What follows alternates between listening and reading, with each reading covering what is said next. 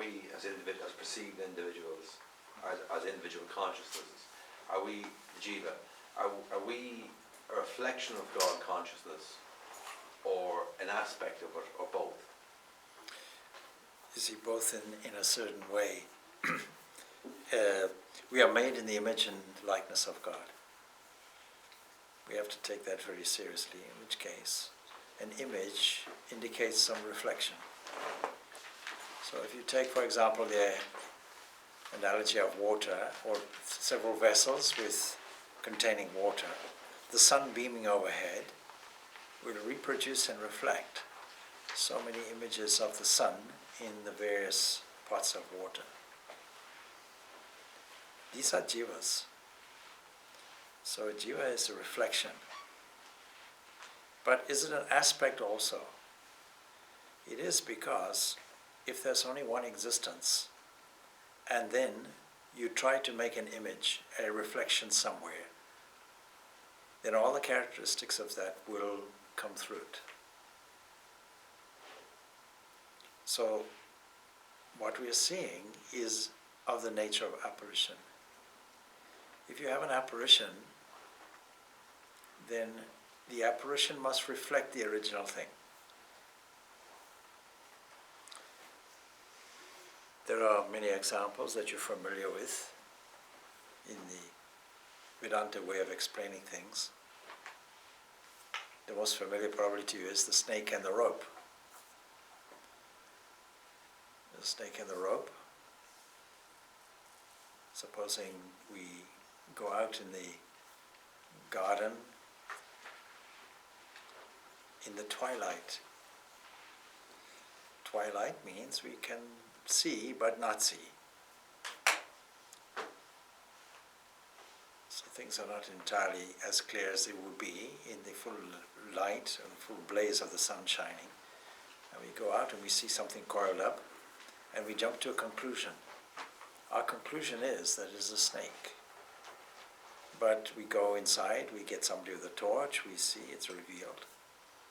And we say, it was just a rope coiled up in this particular way, and I superimposed a snake on it. This is one of the many examples, of course, given, most famous example probably. So 3 things were necessary. I didn't mistake the rope for something else. I didn't mistake it for a bus, or a table, or a chair, or any of these other objects. It was, what I superimposed was something that resembled the coiled up thing. You might even extend it and see that a rope has strands. You can imagine maybe that's like the mouth. Or if you live in Arizona, you may superimpose a rattle on the other end, strands on the other end. Your imagination takes over and superimposes something. So a jiva, what do we call a jiva? Jiva implies something that is alive and living. It's an assumed life because it's just a reflection, just as the sun is reflected in various pots. And we can say, so many suns are there, a dozen pots, a dozen suns. In reality, it's only one sun reflected in this way. And we have to get used to that idea. But we don't see anything except the sun. So we see an aspect, as it were, of the sun reflected in the pots. In that same way, in the example of a snake and the rope, we don't mistake the rope for anything else except something that resembles it. This universe, therefore, is a mixture. It's a mixture of superimposed things and the reality. And so if we look at this universe very carefully, we'll see all the clues to the Absolute. In the analogy, the Absolute is represented by the sun. We're about to study that, actually, in the Bhagavad Gita. So we'll pick it up from there, 7th chapter.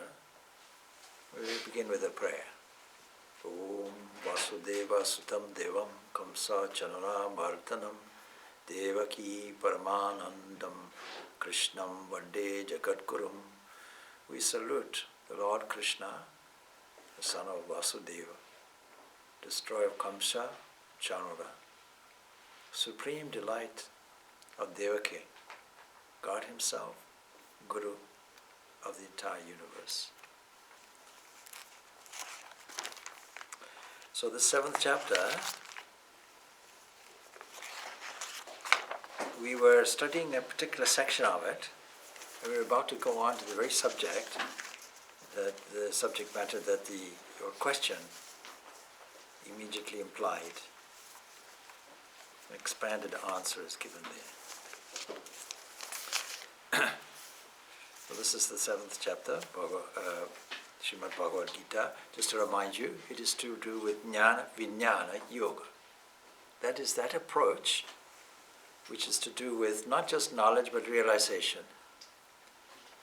I think one of the difficulty in answering all these questions and examine this whole idea of spirituality and religion and God is that knowledge can be accumulated. When you pose a question, somebody resorts to the memory bank and says, this scripture says that, and that scripture says that, let's quote this, quote that. I'm familiar with all the principles. But the practice has to rally around it as well. We have to catch up with practice. And practice really means it yields vijnana, a realization. The knowledge is only completed with a realization. Just to remind you, Sri Ramakrishna's example, there are some who may have heard of milk.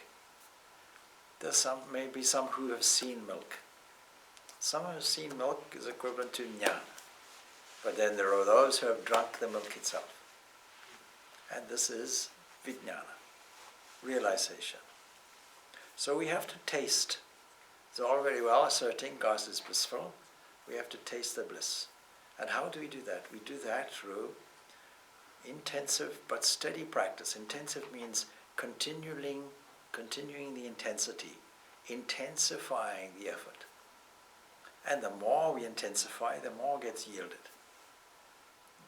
Patanjali Yoga Sutras says, success is speedy for the energetic, highly energetic. Like anything else, the more you put in, the more it yields. And so from time to time, we have to review where we are. And a few weeks ago now probably, not this last weekend before last, of course we had the opportunity of going on retreat. The opportunity of withdrawing, taking stock, and connecting in a deeper way with minimum distractions.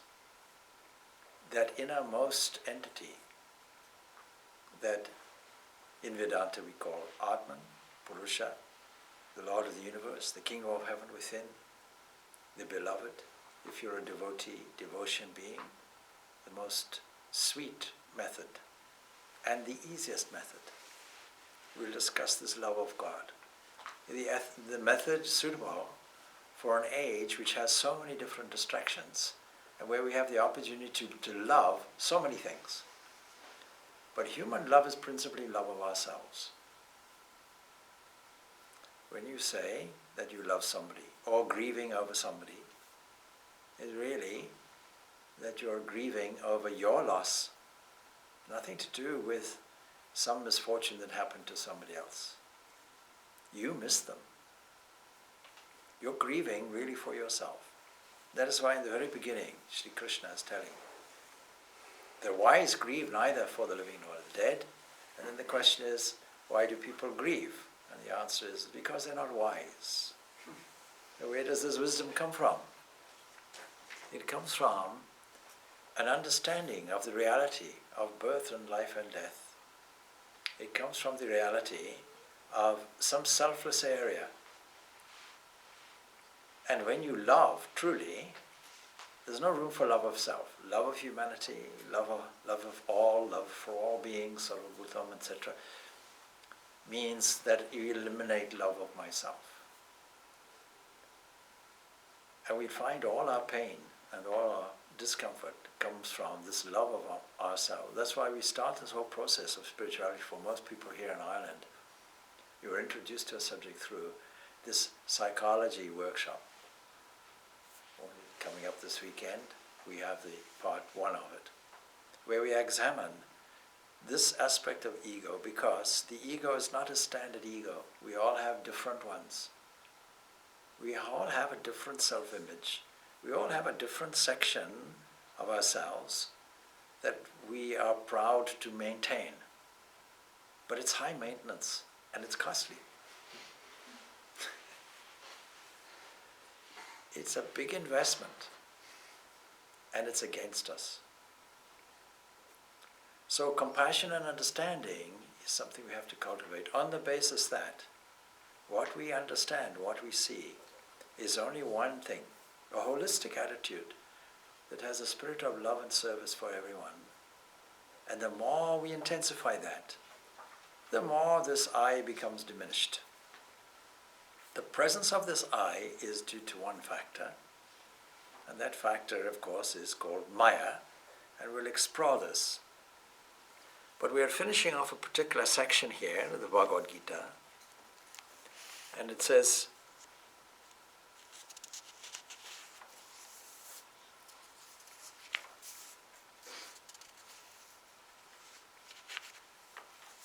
just to remind you here, Yechai va satvika bhava rajasastamasaschaye mata evati tan viti nataham teshu mai. Whatever beings are of sattva, of rajas, or tamas, know them to proceed from me. Still, I am not in them. They are in me. So this requires some explanation. Whatever beings, all existence, everything we know of, the whole objective universe, all of these things proceed from that one entity. What is that one entity? When Krishna says me, he's talking and standing in the position of a cosmic mind, a creative mind, God the Creator that generates everything. They all proceed from that entity. Now let's be a little theological. If everything proceeds from that one entity, and we look around the world, what do we find? We find variation. We find things which are good, things which are maybe not so good, things which are joyful and things which are painful. We look around the world and it's very easy to pick up all the negative things going on. And here we are told everything proceeds from that one entity. And so when we look at all these things, we have to look at it with less critical eye, because they're just mixed up components of ingredients. These three ingredients marked as sattva, rajas and tamas. And they all proceed from there. And the whole of the objective universe can be reduced to these three components: in, play and display. We'll find out in the next verse that this constitutes what is called Maya, a very technical term. We'll come across an explanation of what that means. But you'll find it at every single level, every example, every variety of nature that you know of is simply these three combinations, these three gear sticks, these three components. The whole universe wants to fly away, dynamically expand, move away from itself. And a resistant entity called inertia wants to resist it. Expansion and resistance. And gravity wants to bring everything inward. Is this not sattva, rajas and tamas in operation? Psychologically, you'll notice the mind is dull and lazy one moment. Next moment, enthusiastic and self-centered. But there are moments, flashes, where we get inspiration, where we find that we don't have an egocentric position, where we have a spontaneous generosity of spirit, where we look at nature, for example, in the classical sense of the word, trees and flowers and fields and animals and so on. And we get a sense of spontaneous peace. We don't do it for any self-interest. We forget about ourselves.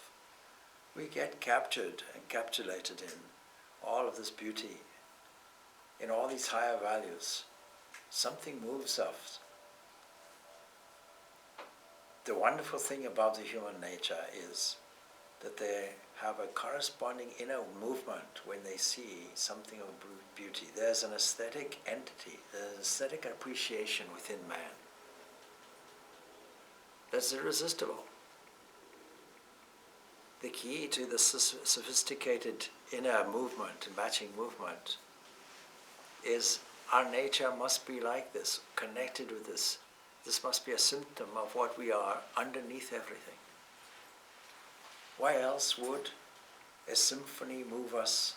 Why else would stirring words that come from Vivekananda, described by Roman Roland as like a Beethoven symphony? Poetry, art, music, and the wonder of the universe increasingly exposed to us. These are surely enough to shift our gear into a higher perspective and understand that there is a deep value there, symptomatic of what is actually there, like the snake, like the rope, and that the method is to promote this element called sattva, sattva connected with the sat, existence, also purity, illumination. The opposite end of it is tamas, darkness. These three components are required to make the universe move. It's not that there's an evaluation, a moral evaluation, good or bad or anything like that. If it wasn't for tamas, we would never sleep. We require this tamas. We require this blankness. But the Lord keeps awake and repairs all the cells while we sleep. Taps us on the shoulder, wake up, when it's time to get up, and tolerates our complaint in the winter. Well, it's too cold and this and that and the other. And gives us life energy, digests our food, organizes all the metabolism, and arranges the cell. Now the cell of the human body and the cell of any organic creature is a wonderful thing, because it is a self-replicating thing. It breathes independently, it replicates independently. And the organization of cell, we can't end there. Biology may end there, but below that is a whole realm which we call quantum world. And in there we find everything appearing and disappearing. And this we can label by one single term, Maya. And you see, lest we make the mistake that the Lord of the universe is within these elements and within nature, that is imprisoned in some way. He makes the point, see? He says, Tu aham te shu te mayi. They are not in me. I am not in them. Sorry, the other way. I am not in them. They are in me, actually. They, te, mai, are in me.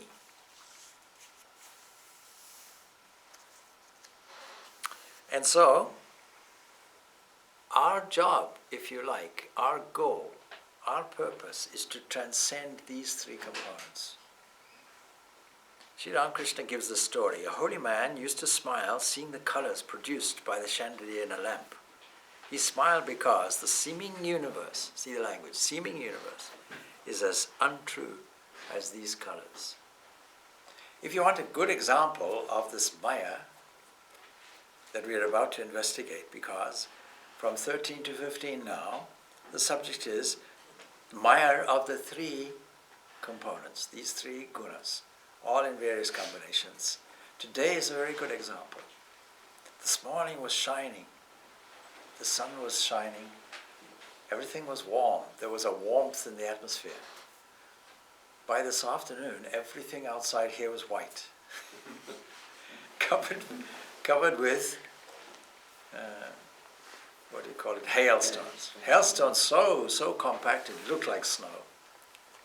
So I took some photographs of that and sent them to Swami Purnananda with the title, A Typical Spring Day in Ireland.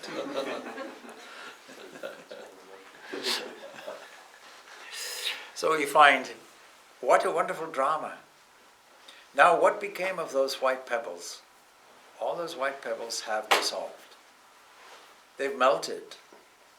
And as the days warm up, that melted material, which seemed to be dead, will ultimately evaporate. And because the globe is a moving thing, there's nothing static about it. If there was something static about it, we wouldn't have such a thing as weather. All of that will move around. It'll ultimately wind up in the sea, and in the sea it'll evaporate, form clouds, and the drama of life is those clouds will condense, the rainfall will then condense again, having evaporated, condensation, and fall as rainfall, and nurture life again. The ocean is salty. It leaves the salt behind and forms clouds, and all that moisture combines and condenses now as life-giving water. And the Lord has already said, I am the flavor, the essence, the sapidity in the water. And so, what is this Maya? Once you see the story, two stories are there to illustrate. Narada is a famous messenger, a great devotee of Lord Krishna. Traveling together, he was very curious. Please, Lord, tell me, what is Maya? So the Lord said, I can't tell you that, it's very dangerous. Please don't ask me that. No, he insisted, please tell me, what is this thing called Maya? Narada is a famous devotee. The Narada Bhakti Sutras are attributed to him. And the Lord, resisting his request, ultimately gave in. He said, Narada, please give me some water, I'm very thirsty. Narada went off. Being a messenger of the Lord, widely respected, knocks on a door, knows every request will be answered. Man answers the door. He says, please, please, I need a glass of water for my Lord. He says, all right, my daughter will give you one. He goes away into the inside of the house. Daughter comes, delivers the water. Narada is stunned. The most beautiful, beautiful girl he has ever seen in his whole life. Immediately, in an instant, he gets captivated. Being captivated, he falls in love and asks the father, please can I have her hand and other parts, obviously, in marriage.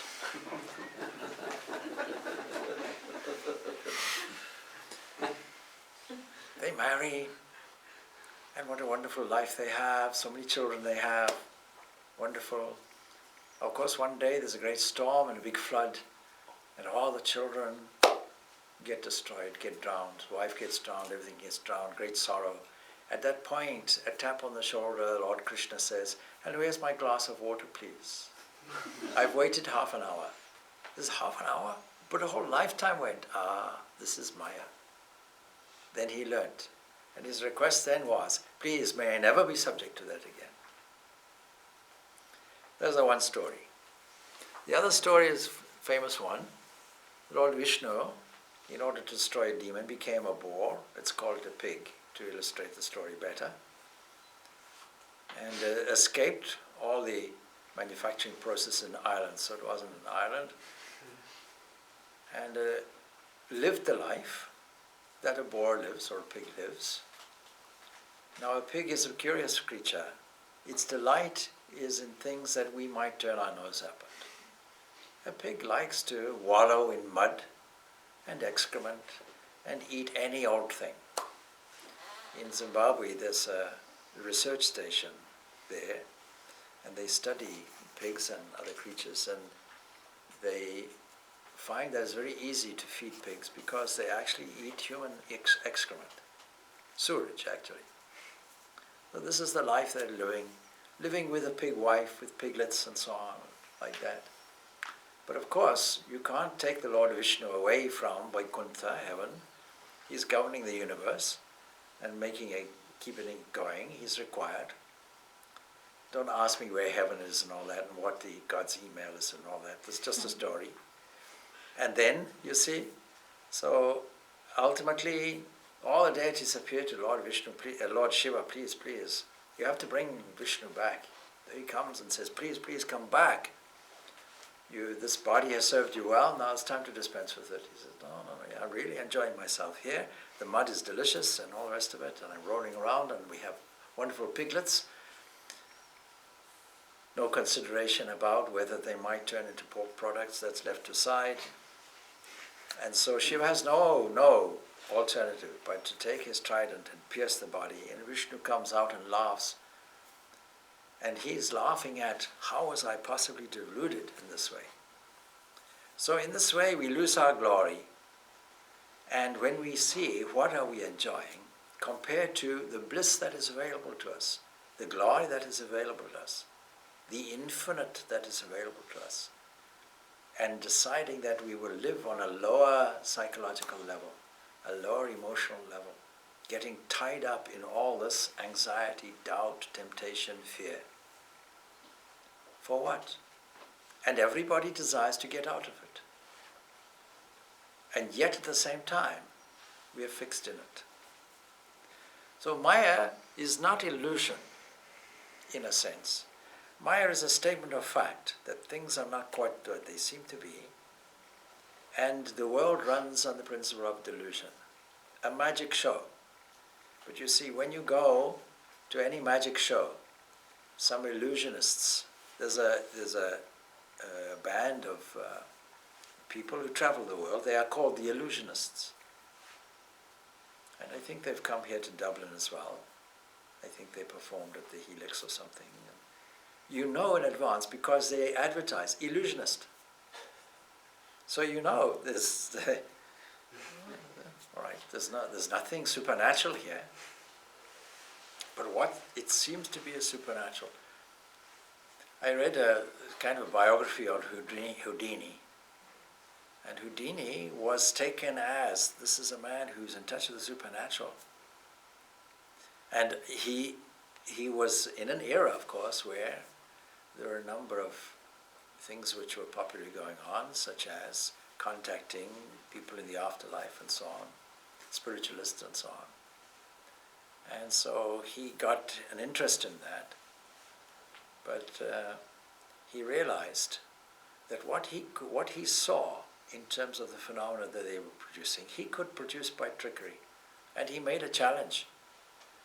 He said, I offer you, I don't know how much it was. It hasn't been claimed today, till this day. Or whatever a spiritualist declares they can do, I can do. But I can tell you, I'm not doing it in any supernatural way. I'm doing it purely by the art of illusion. Magic, trickery. But what we see in a magician's show, we see things appear and disappear. We see one thing change into another, and we're mystified. We don't know what the secret is. But these people have practiced sleight of hand. These people have practiced for hours and hours together how to delude you. And what is the art of delusion? It's distraction. It is to take your attention and push it somewhere while something else is happening here. And so what is this nature of this Maya? It is the nature of distraction. The art of it is to take your attention and capture it somewhere while something else is happening underneath. The example of the snake and the rope that I gave earlier is an example of this, that this is the component, therefore, of Maya, that there has to be a hiding element, avarana, there has to be a projecting element. And also, there is a revealing element. This means that there are two aspects to this Maya. One is called avidya and one is called vidya. Avidya Maya is where we find all the denigration in human life. It is not there on the subhuman level. A crocodile, an alligator doesn't debate the morals of biting your leg off. A crocodile is a crocodile, and if we are not careful, our leg will go. We can't say, is this crocodile going to go to a heaven or a hell on account of it? Its nature is like that. When it comes to the human level, we have the capacity to evaluate things differently. we have the willpower, the determinative faculty to decide whether we will take thoughts and activities and put them into the area of avidya, that is the area where delusion takes place, or put them in the area of vidya, still using maya. It's still maya. We have to transcend maya, but we use maya. So Sri Ramakrishna gives this example that we remove a thorn from the foot with another thorn. We deal with maya by using maya. I was at one philosophy group, they were studying Advaita, and the one person made this remarkable statement, we have to get rid of maya, as if maya is your enemy. What they really meant was, we have to get rid of avidya maya, but we have to retain vidya maya. Vidya maya is necessary. What is vidya maya? Promotion of the sattvic element. These three components are like a gear stick. We are starting point at the very lowest level of tamas. We have or apply the skill of taking that gear stick and taking it from tamas to the next level, rajas. Tamas is useful. Without tamas, as I say, we don't sleep. Without tamas, there are no rocks.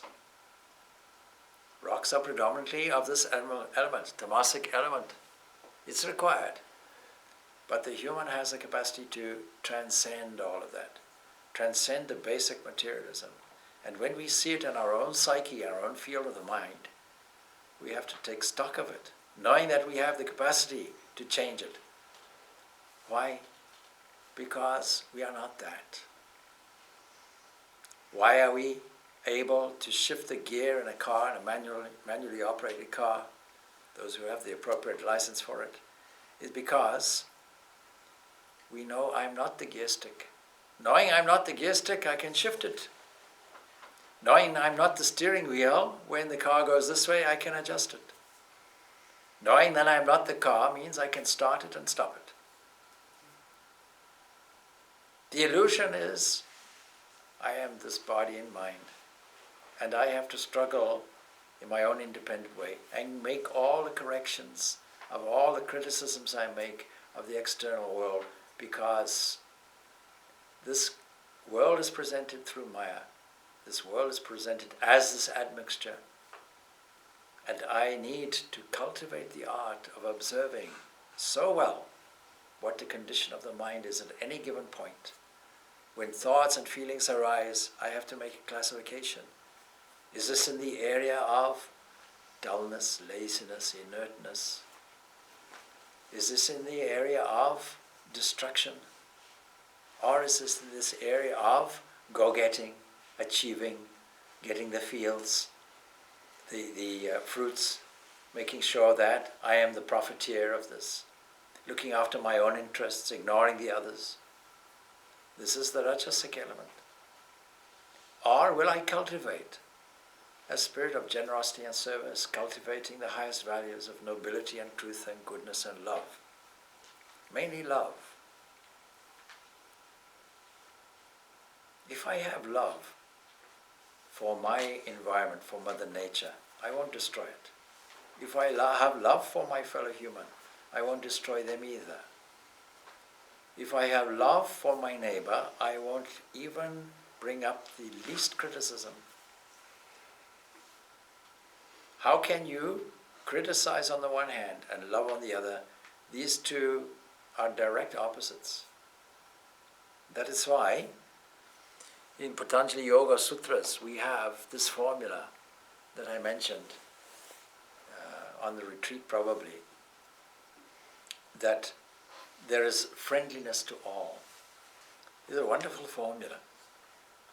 Let us be friendly to all, compassionate for those who are suffering, for those who are, not successful, and joyful, sharing the joy without any jealousy for those who are successful, and being indifferent to matters of virtue and vice. Is another way of saying, cultivate contentment. Don't criticize anybody. Assist people, help people to get better, and don't criticize those others, and live a life of thankfulness and contentment. Above all else, see the divinity in everyone and every being, and correspondingly react. And the only reaction has to be adoration, love, etc. This is sattva. And so in the devotional context, cultivating sattva is cultivating love of God. And this 7th chapter begins this whole process of this bhakti yoga. So the text continues. Tribhir guna maye bhave evihe sarvam idam jagat mohitam na vijanati mam ebhya param avyayam. Deluded by, the word is mohitam, deluded, by these threefold dispositions of Prakriti, nature, these gunas, these binding elements, which are not exactly qualities, they're qualities with substance, substance with qualities, elements with qualities more accurately. This world does not know me. Why don't we know God? You see, here's the difficulty, theological difficulty.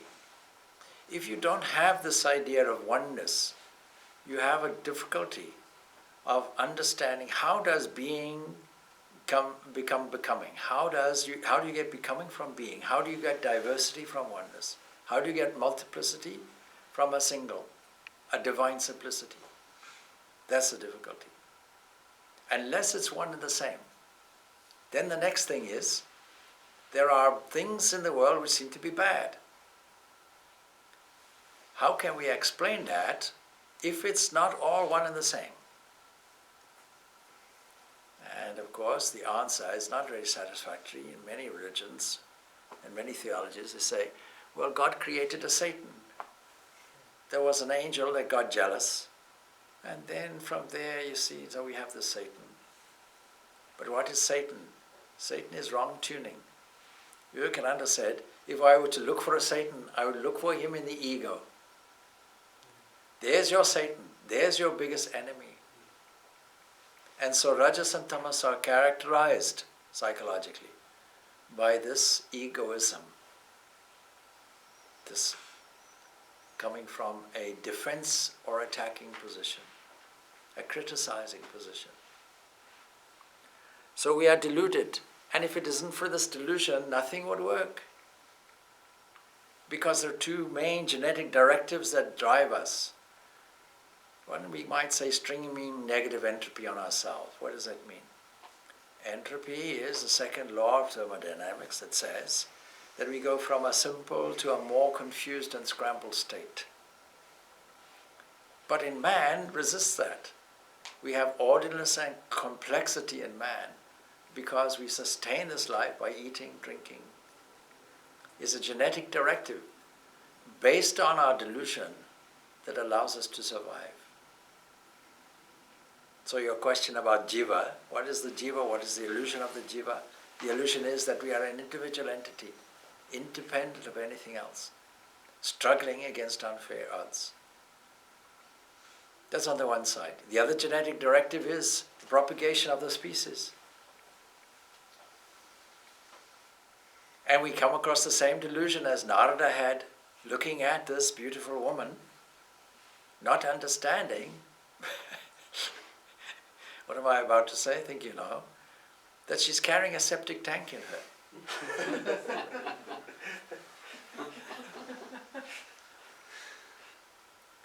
Oh, I love her eyes. You fell in love with molecules? Oh, this happiness will last forever. No, it won't. These things will, all this thing, material existence will come, it will go also. So if it wasn't for this delusion, everything would stop. The drama would stop. This is the Lord's play on himself. All that drama would stop. Delusion is what makes the world work, and it deludes us into perpetuating this. And so we go around, it's called samsara, like a cycle, never ending. Pleasure, pain, pain, pleasure, fear, doubt, a few occasions of joy like that, and a desire, strong desire to get out of it and get freedom. So deluded by these threefold dispositions of Prakriti, the gunas, this world does not know me. Why do people not know God? It is because of this delusion, because of these directives. Who am above means beyond, and immutable, not with no capacity to change. How do we observe that there is a changeless entity? Is just the inference of it because we see all the changing. As soon as you see something that changes, the unchanging has to be there. And this is so in many philosophies. This is not just the classical Vedanta philosophy that we're studying here. You don't have to go very far. You go to the 13th century, you find Thomas Aquinas giving proofs, 5 proofs of God. One of the things he says is, things are changing. Clearly there's something that is changeless.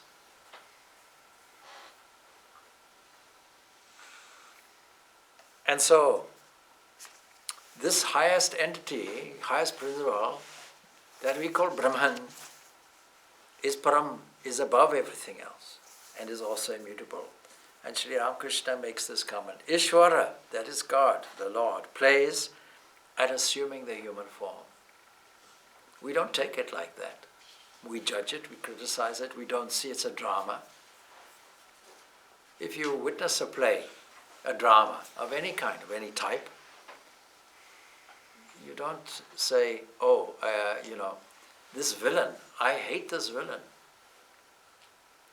No, it's a part. Didn't you notice it? Didn't you see God dressed up in this way? If the material and efficient cause is not the same thing, if there's no one thing which doesn't come to us through this Maya, this apparitional mechanism, then we are stuck with a quandary. How did God make this, and where did evil come from, and why are people suffering?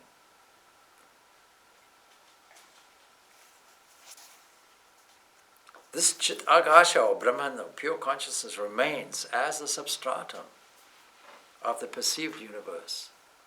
And our skill, our art, is to progressively notice it. Or if you can, in a flash. How do you make this, how do you come across a catalyst that helps its momentum?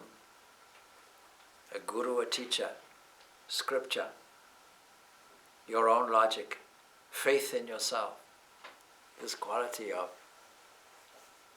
faith. Faith in yourself, faith in the scripture, faith in the teacher, and faith in God. So Ishvara plays at assuming the human forms. He is a great, great magician, a great illusionist. The universe and the beings in it are all his magic, and is created by his inscrutable power. We can't analyze it and say it's this or that. Increasingly in science, we come across this term. Niels Bohr said, anyone who is not astonished by quantum physics doesn't understand quantum physics.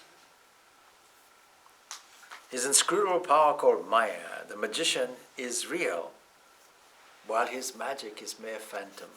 This world is phantom. It's a phantom world. When we take it seriously, pain ensues for us. Devi yesha gunamayi mama maya duratyaya mam eva ye prapadyante mayam etam tarantite. Truly, Devi, this divine illusion, Maya, illusion of mind, Mayi, is made up of the gunas, these 3 juggling components, is hard to surmount. But those who take refuge in me alone, they cross over this illusion. Is there anybody in this room who doesn't acknowledge it's hard to surmount? It's very hard to surmount. It's not an easy game to play, but it's a game nonetheless. Now, if you want to play any game, and I normally take the game of tennis as an illustration, You have to practice. And surely, if you really take it as a game, you'll play the game well, with a sense of joy, a sense of sportsmanship. And if you have an adventurous nature, you won't want to play doubles, you'll want to play singles. Doubles means, because the Lord of the universe is omnipresent and play everywhere, I have to sit back and he plays, and Lord, you play, and you hit it from that side, you being omnipresent. In an instant you're on this side and returning it. I can fold my arms, or if I'm at Wimbledon, go off and have strawberries and ice cream. Lord, you take care of it. That's one way. But what about this game, playing the game itself? That's witnessing the game. What about playing the game from a position of strength? Lord, you play a singles game with me. Give me the hardest ball possible. Push it into this corner, and I'll make every effort to return it. And I'll return it with as great a skill as I can. And you keep doing it until I've mastered it. And then we'll try another corner, and another. In that way, we'll cover the whole thing. That will be an interesting game of tennis. A boring game will be to hit the ball at such speed. You know, there are machines that register. This is the speed of the ball. Incredible, incredible speed. Just knock it straight away. Service, ace, finished, game over. Or hit it so high, you go away, have your strawberries and ice cream, come back, the ball is still coming down. There's nobody will witness that. Nobody will be interested in such a game. They'll all go home. They'll say, please give me a refund, this was a boring game. So if we truly consider this as a game of life, then we'll play this game very well. It's the Lord's game on himself. That's another very important concept. It's not a cruel joke on you. There only being one without a second. Is God playing a game with his presence, in his presence, with him as player, with him as receiver, he playing everywhere. Have an understanding like that. A game of love with the Lord. And hard to surmount. So we can't do it alone. But those who take refuge in me alone, to me alone, this is the beauty of the path of bhakta. The bhakta takes this path and says, Lord, I take refuge at your feet. Lord, you carry me. I'll do my part. I'll play the game. I'll play the game of love with you. But also, who else can I resort to? Resorting to illusion doesn't work. Resorting to egoistic activity and love doesn't work. And in the summer, resorting to ice cream doesn't work. Resorting to drugs doesn't work. Resorting to Guinness doesn't work. We spoke so much, the South African guest came, we spoke so much about Guinness, that they who had never drank any alcohol, they said, what we really want here is to experience Guinness. It's all right, you can have it, you see. But I think it tastes like rusty coins, but if you want it, it's fine. Have it. Never mind.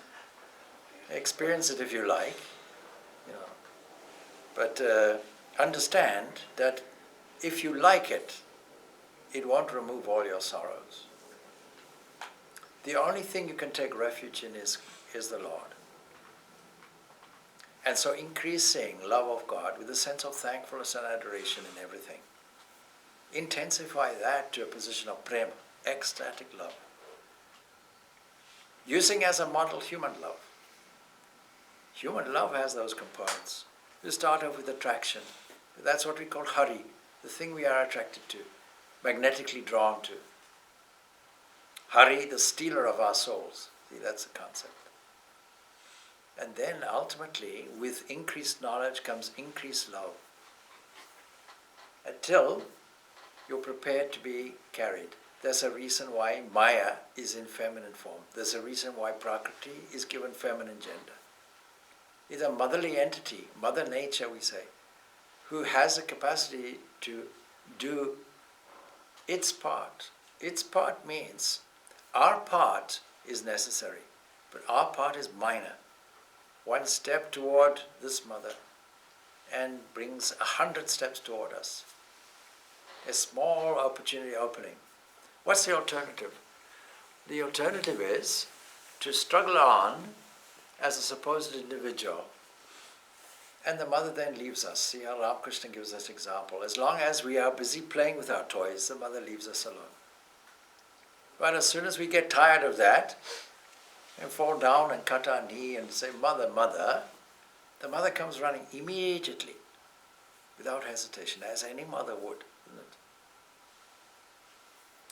So they cross over this illusion, actually, is another way of saying, they transcend these gunas. You imagine now this is like an ocean, difficult to cross. This is often a popular concept. And the mother herself will take us across. You see the Vesper words that we say, take us across this ocean, please. You have your feet here. Why do we worship feet? Because they carry us across, that kind of concept. Sri Ramakrishna has this to say.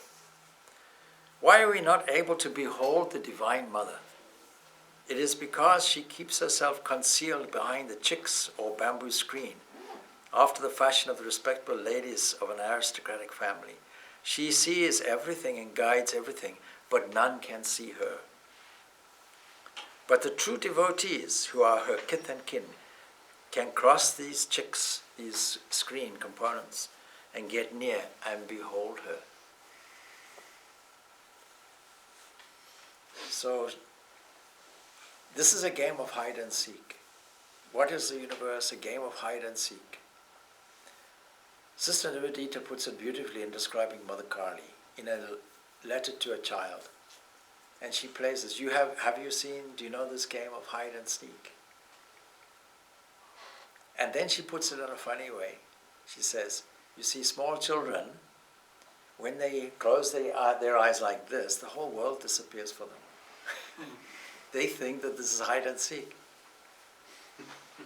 The world doesn't exist. Why? I covered my own eyes, and the world disappeared for me. Our eyes are covered. Since we are ignorant children, we cover our eyes like this and say, I can't see the mother. There is no God. I think I've become an atheist. Because I can't see God.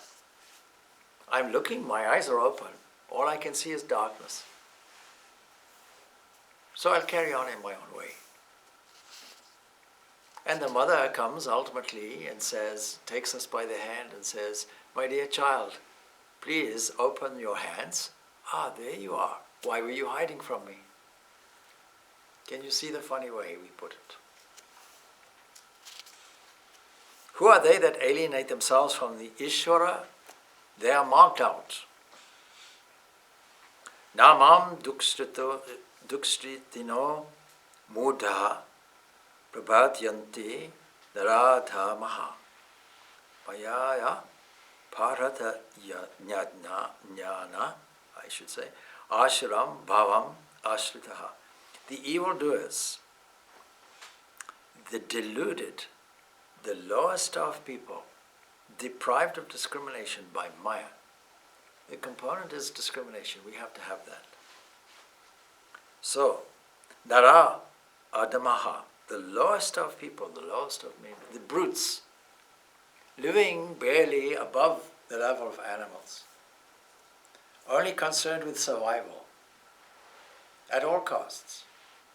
It doesn't matter. There are still primitive tribes today who not so long ago in Papua New Guinea would have not only attacked and killed a neighboring tribe, but consumed them. Yeah. It's like the Christians, who gave the cannibals their first taste of Christianity.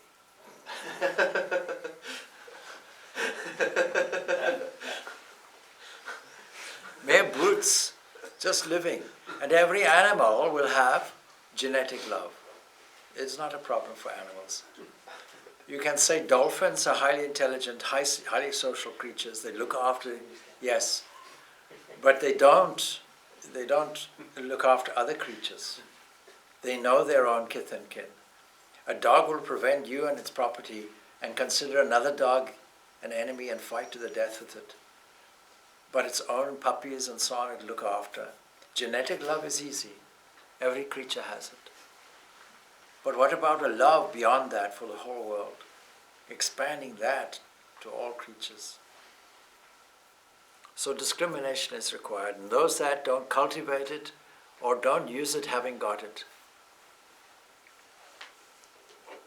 they will be deluded. We always have to discriminate, therefore. Discrimination is absolutely necessary. When you consider that in spiritual life, somehow there was some kind of rapid progress, as it were, and then one day it's gone, or one moment it's gone, or a moment of anger, or a moment of impatience, or a moment of criticism, or whatever it is. For that moment, what happened? Forgetfulness happened, delusion occurred, and discrimination was gone. How do we restore it? We restore it by bringing back discrimination, purifying the mind to wash out the delusion, and then everything is self-apparent. So discrimination by Maya and following the ways of the ashuras, do not seek refuge in me. Ashuras are those that delight in deceit, falsehood, torture of beings. The ashuras are in you. The demons are in you. You are your own best friend, your own worst enemy. Don't think your neighbor is your enemy. You yourself are your enemy. You raise yourself up by yourself. You see that famous passage there in the 6th chapter, prior to this. See, Udared atmanatmanam atmanam avasadayat.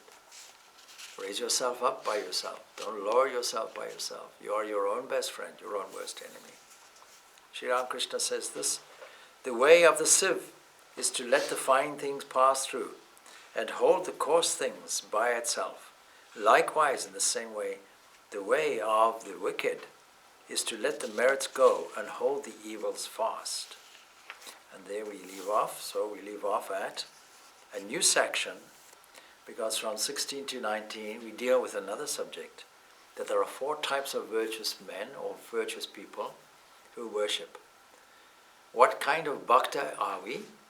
Having been exhorted to take refuge, taking refuge in the Lord, there are 4 types of people that want to take refuge.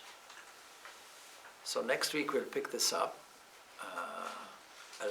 and just to tell you what would those 4 types be, according to the 4 needs that we have and the 4 aims of life. Traditionally, the 4 aims of life are classified as dharma, artha, kama, and moksha. So what are these aims? Dharma means a wish to bring everything into harmony. When I suffer and I find things are hopeless and nothing within this world will solve the problem, what do? I resort in a prayerful way to God. Lord, please rescue me. Those people in desperation. Then what about my wealth? I need wealth. Lord, make me wealthy. The Lord will respond to all of these, as any mother would. And then what about all my desires that have to be fulfilled? What about this make me better? I am fine now. I've got everything I need, but I require some better job, some improvement somewhere. And then in a class of its own, addressing the whole purpose of life, moksha, those who worship me for my sake only. These are the dearest to me. This will pick up next week. Om Shanti, Shanti, Shanti. Peace, peace, peace beyond all.